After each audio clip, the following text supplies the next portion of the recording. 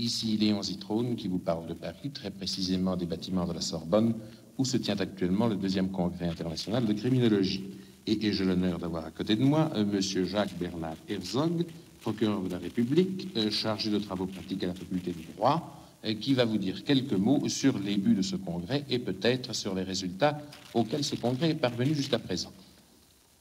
Le 2e congrès international de criminologie a été institué, ou préparé plus exactement, à la demande d'une réunion panaméricaine qui s'était réunie en 1947 à Rio de Janeiro. De quoi s'agissait-il? Il s'agissait de réunir en un congrès commun les spécialistes des diverses sciences d'observation, des diverses sciences de l'homme, et de leur demander d'étudier du point de vue méthodologique quel était l'apport possible de leurs sciences respectives à l'étude du comportement criminel. Si l'on étudie en effet l'évolution générale de la science criminelle depuis quelques dizaines d'années, l'on s'aperçoit qu'elle est dominée par l'importance croissante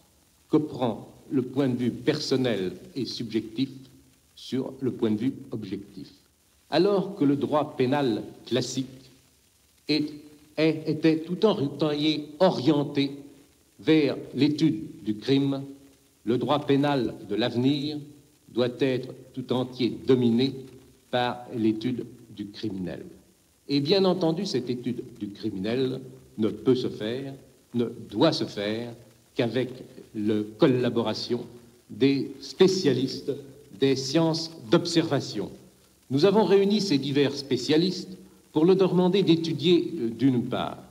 leur méthodologie respective et, d'autre part, d'étudier le point de savoir si de leur méthodologie respective pouvait naître une méthodologie commune qui fût la méthodologie de la criminologie. Bien entendu, les résultats de ce congrès ne permettent pas de dire que cette méthodologie a été découverte, mais déjà nous pouvons dire qu'ont été dégagés les plans de travaux nécessaires qu'il incombera de poursuivre pour permettre d'améliorer la science criminelle de l'avenir. Monsieur le procureur, avant de terminer, je voudrais que vous essayiez quand même de dégager très rapidement pour nous les quelques résultats auxquels vous estimez et que vos collègues et vous-même sont parvenus. Eh bien, j'estime pour ma part, je parle d'ailleurs, je dois le dire,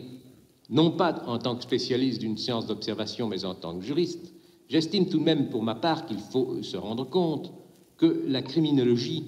ne peut pas être une fin en soi, mais simplement un moyen. Elle doit être le moyen dont que les spécialistes des sciences d'observation mettent à la disposition du juge criminel pour lui permettre de mieux connaître l'homme sur lequel il a à se prononcer. Et je crois que la première, l'immédiat, le réel but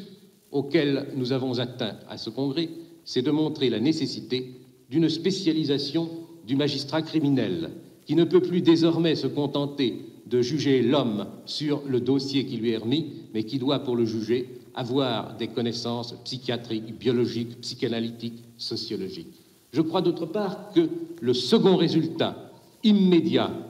de notre congrès, c'est d'avoir montré, par l'importance très réelle qu'ont revêtu les travaux de la section de sciences pénitentiaires, que le problème du pénitencier est avant tout un problème humain et que la science pénitentiaire, l'étude des diverses méthodes qui doivent être appliquées dans les prisons, pose des problèmes humains et c'est en vertu de ces problèmes humains que se fera le progrès de demain, non seulement de la science pénitentiaire, mais de la science criminelle en général. Eh bien, je vous remercie infiniment, monsieur le procureur, d'avoir bien voulu dire ces quelques mots à nos auditeurs. J'espère que d'ici 1 an ou 2 ans, lorsque j'aurai l'occasion de venir vous interviewer à nouveau, vous pourrez me parler d'une façon plus détaillée des progrès qu'auront accomplis les sciences d'observation en matière de criminologie pendant cette année ou pendant ces 2 années. Ici, la rédaction centrale des émissions vers l'étranger de la radiodiffusion française, qui a eu l'honneur d'interviewer pour vous monsieur Jacques Bernard Herzog, procureur de la République, chargé de travaux pratiques à la faculté de droit de Paris.